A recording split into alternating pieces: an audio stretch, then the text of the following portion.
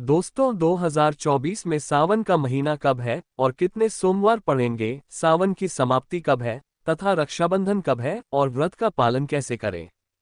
व्रत में कौन सी चीजें नहीं खानी अब चाहिए और एक ऐसा उपाय हम इस वीडियो में बताएंगे जिससे आपकी भोले बाबा की कृपा से 7 जन्मों की परेशानी भी दूर हो जाएगी। जानिए सब कुछ इस वीडियो में। सबसे पहले सुंदर सी इस वीडियो को लाइक करके कमेंट में लिख दें हर हर महादेव, ओम नमः शिवाय। दोस्तों सावन का महीना शिव भक्तों के लिए प्यार की सौगात लेकर आया है। यही वह महीना है जिसे हम प्यार का महीना भी कहते हैं। पक्षियों की चहचहाहट मधुर संगीत में बदल जाती है, वर्षा ऋतु का आगमन होता है, प्रकृति जगमगन हो जाती है, खूबसूरत शब्दों में आपस में बातें करती है। साथ ही साथ शिव भक्त बड़े जोरों शोरों के साथ सावन के महीने का बड़ी ही बेसब्री से इंतजार करते हैं। सावन में भगवान शिव धरती पर आकर अपने हर भक्त के घर में वास करते हैं और उनकी सच्ची भक्ति से धन धान्य करते हैं। सावन का एक दिन बहुत ही शुभ माना जाता है, हर दिन पवित्र होता है, हर दिन भगवान शिव की पूजा की जाती है। लेकिन सोमवार के व्रत की बात ही कुछ और होती है। पवित्र और शुभ दिन होता है सोमवार का दिन। इस दिन व्रतधारी व्रत रखकर संपूर्ण फलों की प्राप्ति करते हैं और अगले दिन सावन के पवित्र महीने में फिर से सोमवार के व्रत के आने की कामना करते हैं ताकि सावन में हम व्रत का फिर से संपूर्ण पालन और फल प्राप्त कर सके। दोस्तों आपको बता दें इस बार सावन का महीना 2024 को 22 जुलाई और सोमवार के दिन पड़ेगा। सावन की समाप्ति होगी 19 अगस्त के दिन और सावन के आखिरी सोमवार के दिन ही 19 अगस्त यानी सोमवार के दिन ही रक्षाबंधन का त्योहार भी मनाया जाएगा। दोस्तों अब जानते हैं सावन के इस पवित्र महीने में कितने सोमवार पड़ेंगे और आपको कितने व्रत रखने हैं। आइए जानते हैं। सावन मास का पहला दिन 22 जुलाई दिन सोमवार है। पहले ही दिन सावन में सोमवार पने से 4 चांद लग गए हैं। सावन का दूसरा सोमवार व्रत 29 जुलाई दिन सोमवार है। तीसरा सोमवार व्रत 5 अगस्त। सावन का पवित्र चौथा व्रत 12 अगस्त के दिन पड़ेगा और 19 अगस्त को 5वां सोमवार है। दोस्तों ऐसे में कुल मिलाकर 5 सोमवार पड़ेंगे और अंत में 19 अगस्त यानी सोमवार के दिन सावन समाप्त हो जाएंगे। दोस्तों ऐसे में हम जानते हैं सावन के इस पवित्र महीने में कौन सी गलती नहीं करनी चाहिए जिससे शिव नाराज ना हो और सावन व्रत में यह फल तो कभी मत खाना, नहीं तो भगवान भोले बाबा आपसे क्रोधित हो सकते हैं, आपका व्रत टूट सकता है। आइए जानते हैं कुछ ऐसी सावधानियां जिसे भूलकर भी नहीं करना चाहिए। दोस्तों नंबर 1, शास्त्रों में कहा गया है कि व्रतधारी को उधार मांगकर फल आदि नहीं खाने चाहिए, इससे पाप लगता है और व्रत अधूरा रह जाता है। सोमवार का व्रत हो या कोई भी व्रत क्यों ना हो, पड़ोसियों से मांगकर भी व्रत आदि में फल वगैरह नहीं खाने चाहिए। व्रत में उधार मांगकर खाने से व्यक्ति का व्रत झूठा हो जाता है। ईश्वर की शरण में आने पर व्यक्ति को झूठ नहीं बोलना चाहिए, कर्ज नहीं लेना चाहिए, चुगली आदि नहीं करनी चाहिए, उधार मांग कर भी नहीं खाना चाहिए। अगर आपको कोई अपनी मर्जी से खाने के व्रत में कुछ देता है तो उसे आप खा सकते हैं, लेकिन व्रत में कम से कम उधार मांगकर फल आदि नहीं खाना चाहिए, इससे पाप लगता है और व्यक्ति की पवित्रता भंग हो जाती है। दोस्तों नंबर 2, सोमवार का व्रत हो या सावन का व्रत आपको नाशपाती नहीं खाना चाहिए। दरअसल इस फल का नाम नाश यानी नाश करने वाला होता है, इसलिए इस फल को व्रत में नहीं खाना चाहिए। व्रत आदि को छोड़कर किसी और दिन आप कभी भी खा सकते हैं, लेकिन अगर जिस दिन आपका व्रत हो उस दिन नाशपाती का सेवन नहीं करना चाहिए, भगवान को भी नाशपाती नहीं चढ़ना चाहिए। दोस्तों नंबर 3, कुत्तून का आटा खाने से भी आपका व्रत टूट सकता है। आपको बता दें लंबे समय से रखा हुआ आटा आपका व्रत भंग कर सकता है। दरअसल पुराने आटे में घू आदि कीड़े वगैरह पड़ जाते हैं जो ठीक तरह से दिखाई भी नहीं देते। ऐसा आटा खाने पर दरअसल आप मांस सेवन करते हैं और व्रत में कीड़े खाना घोर पाप के बराबर माना गया है और आपका व्रत भंग हो जाता है। व्रत में ताज़ा आटा खाना चाहिए, लंबे समय से रखे हुए आटे में कीड़े पड़ जाते हैं, ऐसा कभी ना करें। व्रत हमेशा शुद्धता में ही रखना चाहिए। सावन का महीना बड़ा ही पवित्र महीना माना गया है, इसीलिए ये 5 चीजें भगवान शंकर के पास कभी ना रखें। तो चलिए जानते हैं। दोस्तों नंबर 1, जहां रखा हो शिवलिंग या महादेव की कोई भी प्रतिमा तो वहां पर भूलकर भी चप्पल जूते लेकर नहीं जाना चाहिए। जरा सोचिए, जब कमरे में कोई चप्पल लेकर प्रवेश करता है तो आपको कितना क्रोध आता है। इसी कारण महादेव भी आपसे नाराज हो जाते हैं और मिलने वाला फल नष्ट हो जाता है। ऐसे में मंदिर में नंगे पांव ही प्रवेश करना चाहिए, क्योंकि चमड़े की चप्पल हमेशा अशुद्ध रहती है, इससे देव शक्ति नाराज होती है दोस्तों।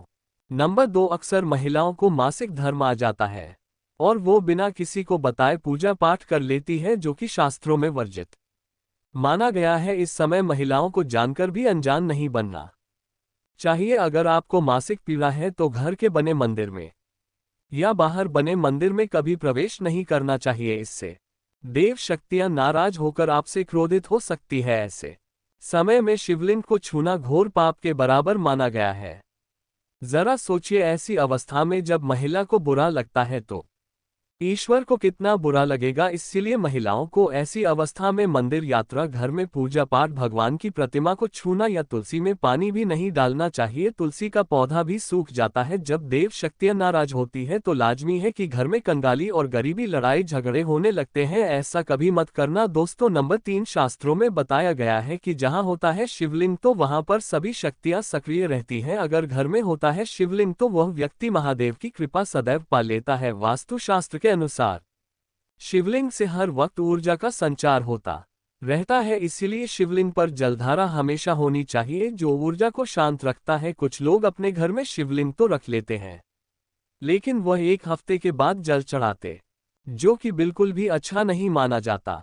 अगर आप जल नहीं चढ़ा सकते तो आप अपने घर में शिवलिंग स्थापित कभी ना करें, जो कि गरुड़ पुराण में बताया गया है। इससे उल्टा घर में विनाश होता है दोस्तों। नंबर 4, शास्त्रों में बताया गया है कि तुलसी और महादेव का बैर माना गया है। इसी कारण तुलसी में शिवलिंग और गणेश की प्रतिमा को नहीं रखा जाता। कई लोग जाने अनजाने में शिवलिंग को तुलसी में रख देते हैं और घर में परेशानियां आना शुरू हो जाती हैं। इससे महाशक्तियां क्रोधित हो जाती है। शिवलिंग पर तुलसी भी नहीं चढ़ना चाहिए। तुलसी में और शिवलिंग में कुछ दूरी होनी चाहिए दोस्तों। नंबर 5, घर का मंदिर या बाहर का मंदिर। किसी भी मंदिर में ऐसे व्यक्ति को प्रवेश नहीं करना चाहिए जिसने स्त्री प्रसंग अर्थात संभोग किया हो या उसने मांस खाया हो। अगर आप शारीरिक रूप से गंदे हैं तो मंदिर के आसपास भी नहीं जाना चाहिए। घर बने मंदिर में कोई कपड़ा आदि डाल देना चाहिए। जरा आप ही सोचिए, क्या आप मांस या स्त्री के साथ शारीरिक संबंध बनाकर भगवान के पास जाएंगे और क्या वह आपसे प्रसन्न होंगे? बिल्कुल भी नहीं। वह आपसे क्रोधित हो सकते हैं और आपसे नाराज हो जाएंगे। शास्त्रों में इसे घोर पाप माना गया है, इससे व्यक्ति नरक में जाता है। ऐसा दुष्ट स्वभाव मनुष्य की बर्बादी का कारण माना गया है। ऐसा ना करें। ईश्वर के सामने हमेशा नहा धोकर मन पवित्र लेकर ही जाना चाहिए, इससे सभी शक्तियां आपसे प्रसन्न रहती हैं दोस्तों। सावन के महीने में महादेव को ऐसे बेलपत्र कभी मत चढ़ना, बहुत ही अशुभ माना जाता है दोस्तों। पौराणिक मान्यताओं के अनुसार बेलपत्र चढ़ने से शिव जी का मस्तक शीतल रहता है। बेलपत्र से भगवान शिव की पूजा करने से दरिद्रता दूर होती है और व्यक्ति सौभाग्यशाली बनता है।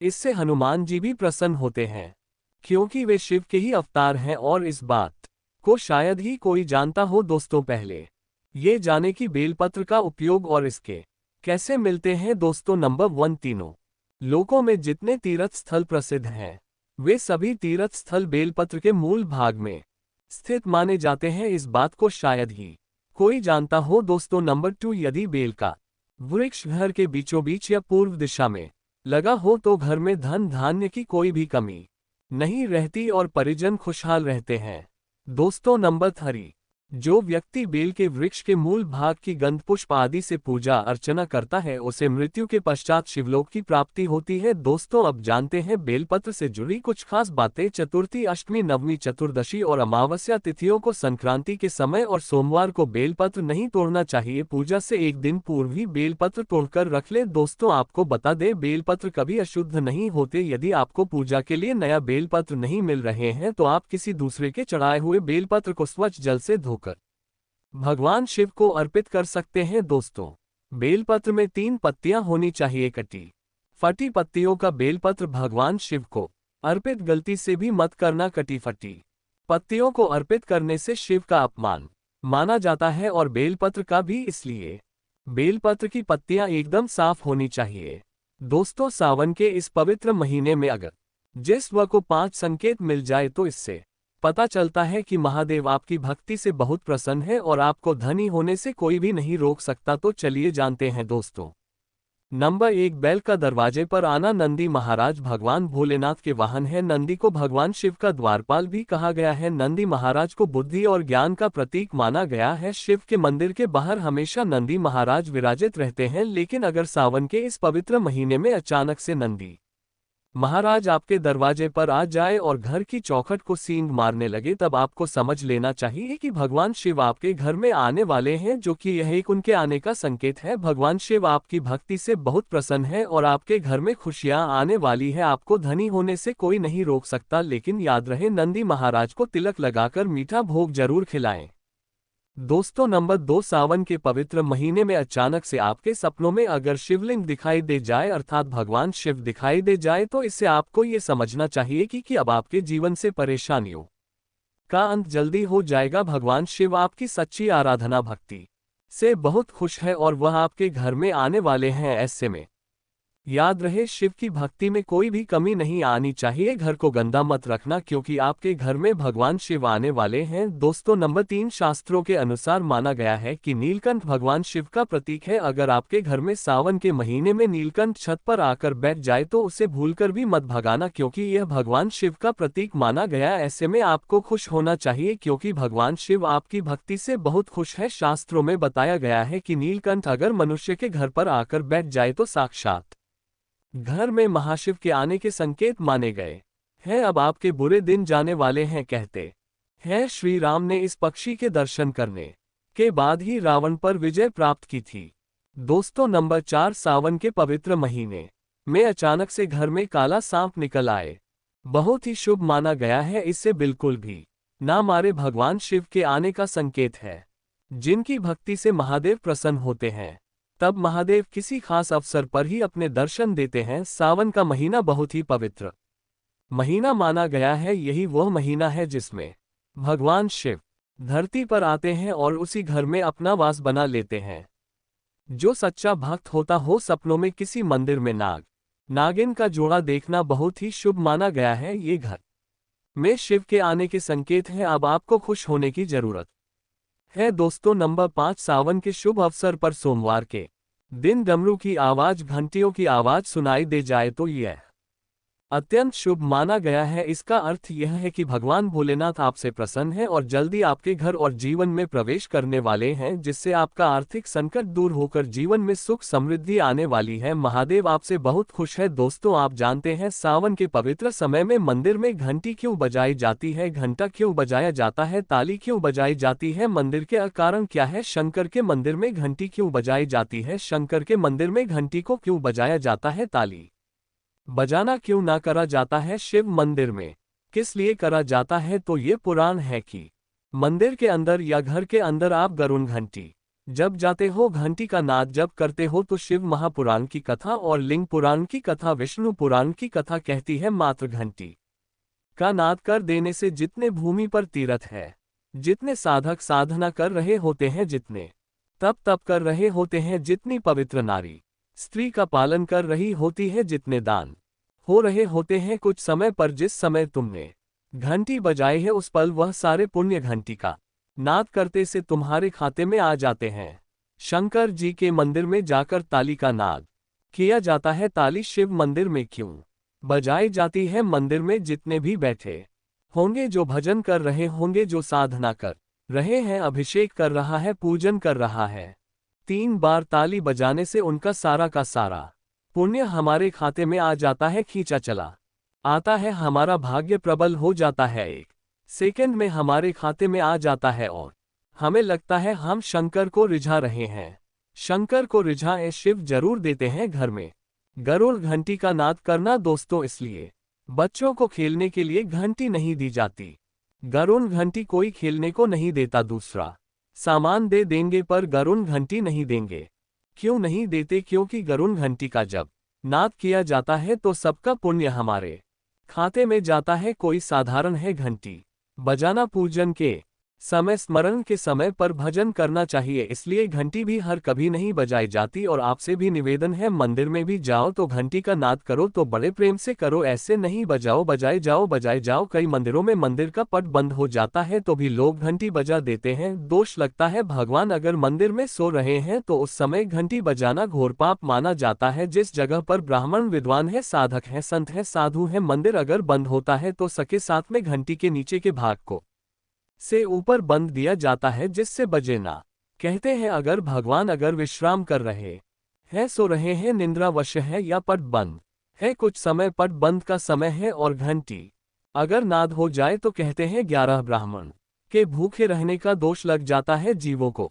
मात्र घंटी बजा देने पर अगर भगवान विश्राम में है, पट बंद, दरवाजा बंद और लिखा हुआ है समय मंदिर खुलने का समय 11 बजे से 3 बजे तक, मंदिर बंद होने का समय, और तुमने यदि समय देख लिया फिर भी तुमने तो देख लिया और तुम उस समय कह रहे हो मैं दूर से आया हूँ घंटी तो बजाऊंगा, तो ऐसा करने से कई लोगों के भूखे रहने का दोष आपको लग जाता है। घंटी बजाने का सबसे शुभ समय माना जाता है सुबह 400 बजे से लेकर सुबह 11 बजे तक, अत्यंत दुर्लभ और मंगलकारी माना जाता है। इस समय घंटी बजाना और रात के समय शाम 6 बजे से लेकर रात 11 बजे से पहले तक पूजा पाठ तथा घंटी बजा लेनी चाहिए, क्योंकि 12 से पहले तथा 12 के बाद मंदिर के पट बंद कर दिए जाते हैं। इस समय देवी देवता विश्राम करते हैं, निद्रा में चले जाते हैं। इस समय उन्हें जगाना मतलब घोर पाप का भागीदार बनने के बराबर है, आप अपने पुण्य नष्ट कर सकते हैं। दोस्तों, एक आखिरी ऐसा उपाय है जिसको अगर आपने सावन के पवित्र महीने में कर लिया तो दुनिया की कोई भी ताकत, कोई भी शक्ति आपको करोड़पति होने से रोक नहीं